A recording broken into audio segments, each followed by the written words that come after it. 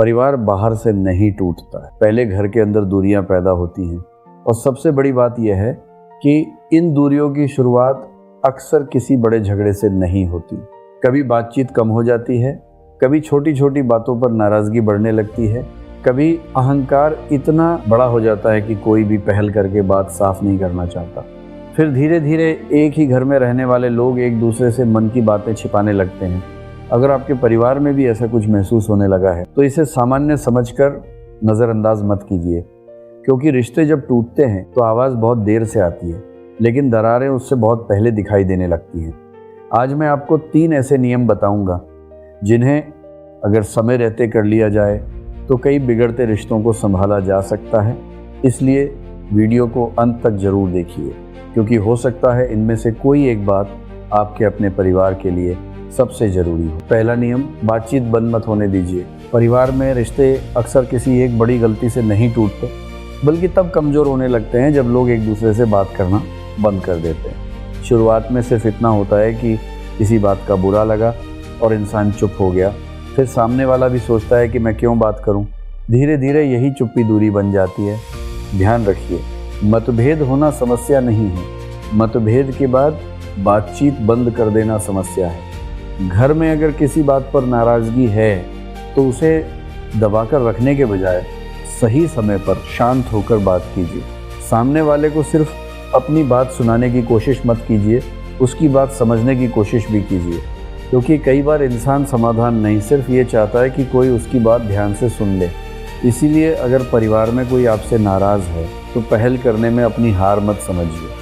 एक छोटा सा सवाल, क्या हुआ, तुम मुझसे नाराज़ हो, कई बड़ी दूरियों को ख़त्म कर सकता है। याद रखिए, जहाँ बातचीत बनी रहती है वहाँ रिश्तों को बचाने की संभावना भी बनी रहती। दूसरा नियम, अहंकार को रिश्तों से बड़ा मत बनने दीजिए। परिवार में कई रिश्ते किसी बड़ी गलती की वजह से नहीं, बल्कि अहंकार की वजह से कमज़ोर हो जाते हैं। किसी ने कुछ कह दिया, मन को बुरा लगा और फिर दोनों तरफ से यही इंतज़ार होने लगता है कि पहले सामने वाला बात करेगा। सवाल ये नहीं रहता कि गलती किसकी, सवाल ये बन जाता है कि पहले झुकेगा कौन।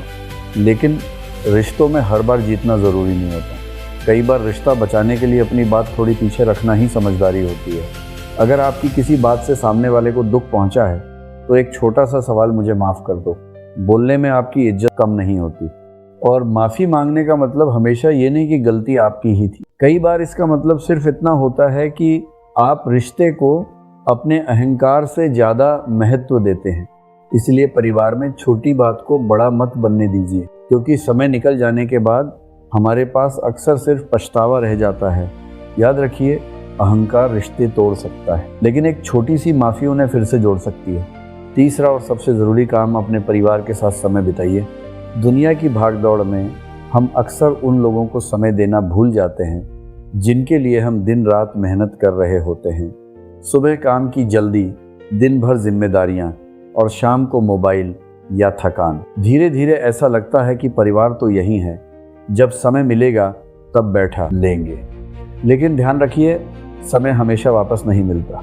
परिवार को सिर्फ पैसे की ज़रूरत नहीं होती, उन्हें आपका समय, आपकी मौजूदगी और आपकी छोटी सी परवाह भी चाहिए।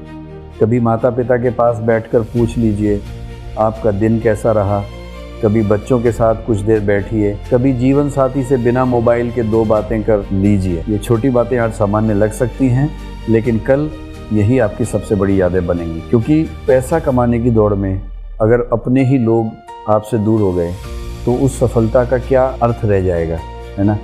इसलिए परिवार के लिए समय निकालिए।